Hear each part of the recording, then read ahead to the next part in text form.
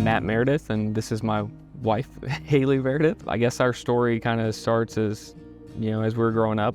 I didn't go to church as a kid. My mom was an addict, so she had a lot of problems growing up, trying to commit suicide. So it was something that I would walk in and have to stop.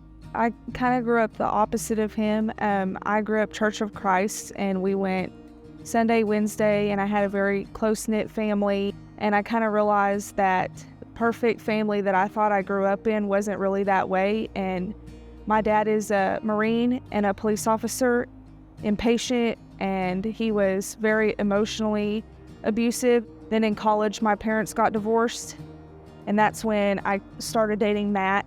It took a lot of forgiving with my dad to actually let Matt in. In April of 2020, my brother took his own life, and that was a really hard time, a really big shock to everybody. It was really hard for him to communicate emotions, and our relationship went through it because I was always trying to understand where he was coming from, and he could never get the words out. The next year, we just knew we needed to make a change, and I actually work with Amber Polk, and we decided to, after visiting a couple of times at FOTP Northlake, we just decided, hey, we need to move and we need to get closer and just make big changes just to, get out of this house that wasn't really a home anymore because all the sadness that had happened in it, and we just wanted to move, and so we did, and we started going to FOTP Northlake. So in one of Justin's messages, he said that they needed a lot of help volunteering, and the kids was one of the big things. It was really the first thing that we started serving. It's helped us grow a lot as a couple too, and I love doing it with him. I love seeing him lead the kids and explaining Bible verses, and it's just awesome to watch him grow like that.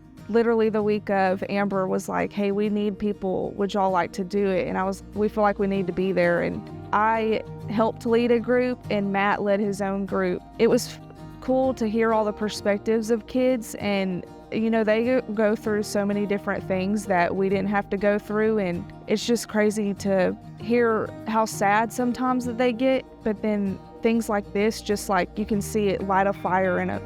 The one thing I know in my life that has been extremely helpful and is forgiveness, and if I wasn't able to do that, then I wouldn't be here where I am serving and being in a small group and having this family. If you're apprehensive about serving, you'll find somewhere to fit in, and there's something there for everybody.